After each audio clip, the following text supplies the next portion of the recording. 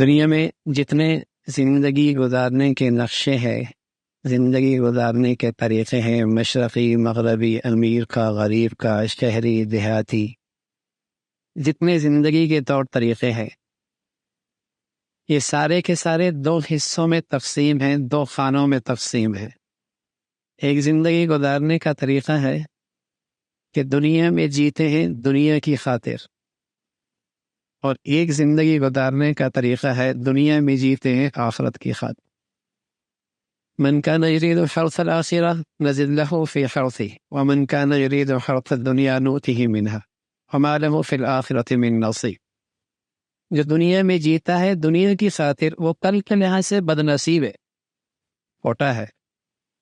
جو دنیا میں جیتا ہے دنیا کی خاطر کہ اس کے ساری زندگی کے فیصلے دنیا کو سامنے رکھ، بچوں کی تربیت کے ہوں، اولاد کی تعلیم کے ہوں، بیٹیوں کے رشتے کے ہوں، دوستوں کے ہوں، تعلقات کے ہوں، جتنے سلسلے ہیں وہ سب دنیا کو سامنے رکھ کر اس کی صبح سے لے کر شام تک، شام سے لے کر صبح تک فیصلے، زندگی کی ساری توانائیاں دنیا کے لیے، اس کے سارے سیزن بھی دنیا کے لیے۔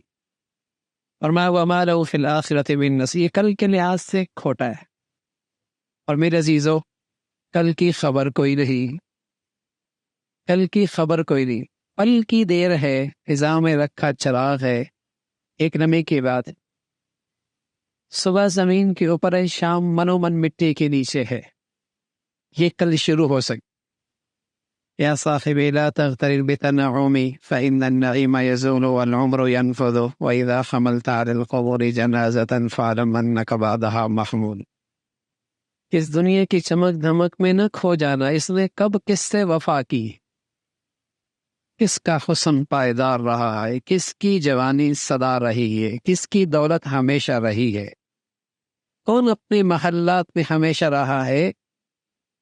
حسن ڈھل جایا کرتا ہے، جوانیاں ختم ہو جایا کرتی ہے، بڑھاپا آ ہی جایا کرتا ہے، جیبیں خالی ہو ہی جایا کرتی ہیں، دنیا سے جانا ہی پڑتا۔ یا صاحبی لا تغترر بتنعمی فإن النعیم یزول والعمر ینفذ۔ اور جب تم کسی مسافر کے دیکھو کہ وہ اپنے وطن جا رہا ہے تو ایک لمحے کے لیے عبرت کی نظر ڈالو، کل دنیا والے تمہیں بھی اس بے بسی کے عالم میں اٹھا کے لے جائیں۔ نہ من کا پسند کا لباس پہن پاؤ گے، نہ من پسند کا خوشبو اور صابن استعمال کر پاؤ گے۔ جسے کتنے ارمانوں سے جس کوٹھی اور بنگلے کو بنایا، آج دنیا ایک لمحے کے لیے بھی ٹھہرنے نہیں دیتی۔ یا صاحبی لا تغترر بتنعمی۔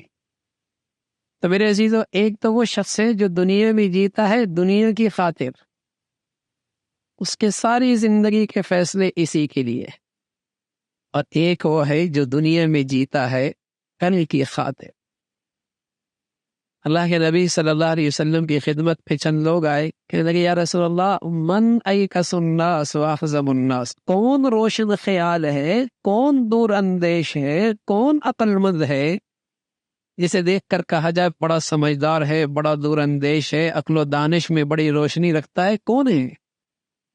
رسول صلی اللہ علیہ وسلم نے فرمایا اکثرهم ذکرا للموت اکثرهم استعدادا للموت ذهبوا بشرف الدنيا وکرامت الآخرہ۔ جو دنیا میں جیے، صبح کرے شام کرے، زندگی کے فیصلے کرے، زندگی کے کام کرے، لیکن کل کو نہ بھولے۔ یہ بڑا دور اندیش ہے، یہ بڑا سمجھدار ہے، اور اس کے کھوپڑے میں کوئی عقل کوئی نہیں جو اپنی زندگی کی ساری صلاحیتیں یہاں لگا دے اور جائے خالی ہاتھ۔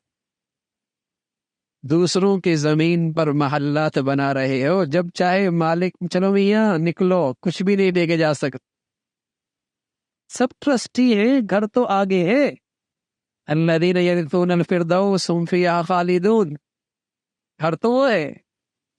تو میرے عزیزو، اگر دنیا میں دنیا کے لیے جی رہے پھر تو رمضان سمجھ میں نہیں آ سکتا، پھر تو رمضان سمجھ میں نہیں آ سکتا۔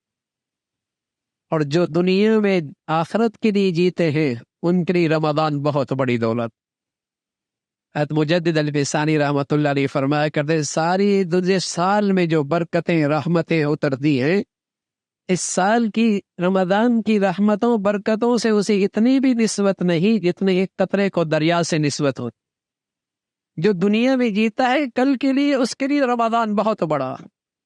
شیخ الحدیث رحمۃ اللہ علیہ فرمایا کرتے تھے، کاندھلا کی بستی میں جو بچیاں حافظات تھیں، فرمایا کاندھلا کی بستی میں ان بچیوں کا رات کو سونے کا تصور کوئی نہیں تھا، ساری رات قرآن کی تلاوت کیا کرتی تھی، کبھی بیٹھ کر اور کبھی نفلوں۔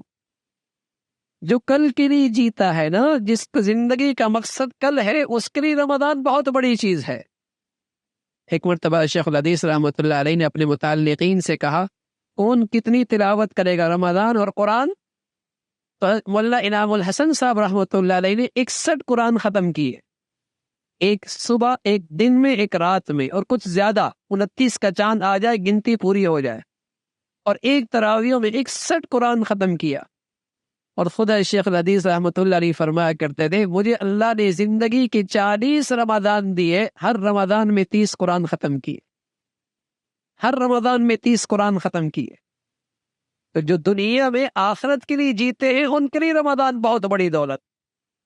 وہ تو پھر مسابقہ کرتے ہوئے نظر آتے ہیں، ایک دوسرے سے آگے بڑھتے نظر آتے ہیں، اس کی صبح ہو، شام ہو، رات کی تنہائیاں ہو، اس سے فائدہ اٹھاتے ہیں۔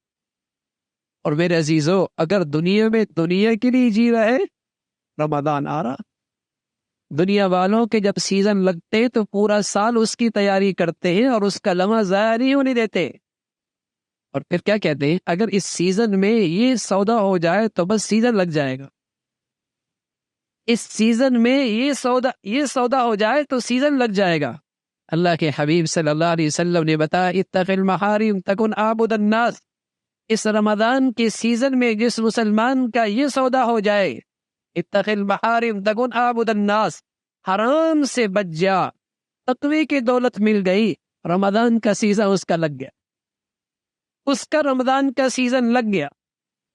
گارڈن ہے، مالی بھی رکھا ہوا ہے، کھاد بھی ڈالتا ہے، پانی بھی ڈالتا ہے، سبزہ کوئی نہیں ہوتا، غور سے دیکھا تو پتہ لگا کیڑا لگا ہوا ہے، کہ نفل بھی چل رہے ہیں، تراویح بھی چل رہی، تلاوت بھی چل رہی، سحری بھی ہو رہی ہے، افطاری ہو رہی ہے، رمضان گزرنے کی دیتے، زندگی میں کوئی ترقی کوئی نہیں، جو رمضان سے پہلے وہی رمضان کے بعد، اس سبزہ بہار کیوں نہیں آئی؟ لگتا ہے گناہ کا کیڑا لگا ہوا، قورمے بریانیاں سب کچھ چل رہی ہے، وزن نہیں بڑھ رہا، پھل بھی کھا رہا ہے، بڑھیا غذا استعمال کر رہا ہے، اللہ نہ کرے آزار بار نہ کرے، اسٹریس ہوا، پتہ چلا خونی کینسر ہے۔ ارے میرے عزیزو، صدقے چل رہے، خیرات چل رہی، سحریاں چل رہی، افطاریاں چل رہی، لیکن ایمانی سطح بلند نہیں ہوئی، زندگی، ایمانی زندگی میں بہار کوئی نہیں آئی۔ رمضان زندگی کے 30 سال 40 سال آئے، گزر گئے، ارے میاں پتہ لگا گناہوں کا کینسر لگا ہوا، گناہوں کا کینسر لگا ہوا ہے۔ رمضان آیا ہے، آنکھوں پھر بھی حرام ہی دیکھ رہی ہے، زبان پھر بھی حرام ہی بول رہی ہے، اور پھر سب سے بڑھ کر زندگی کا جینے کا مقصد دنیا ہی بنا ہوا ہے۔ تو میرے عزیزو، زندگی کی شاید پھر فرصت ملے نہ ملے، عمر فرمایا کرتے تھے رضی اللہ تعالیٰ، دنیا کہتی ہے فلاں مر گیا، فلاں مر گیا، ایک دن کہیں گے عمر بھی مر گیا، ہم کہتے ہیں اب وہ نہ رہا، وہ نہ رہا، وہ بھی چلا گیا۔ میرے عزیزو، کبھی یہ بھی ہوگا ہم بھی چلے جائیں گے۔ آج اللہ نے زندگی کی فرصت مہلت دی ہے، اس کو غنیمت سمجھیے، اس کی سب سے بڑا سرمایہ یہ ہے، اس مقدس مہینے میں، اس مبارک سیزن میں تقوی کی دولت مل جائے۔ یہ ان لوگوں کا سرمایہ ہے جو دنیا میں کل کے لیے جیتے ہیں۔ اللہ ہم سب کو یہ سرمایہ نصیب فرما دے بھائی۔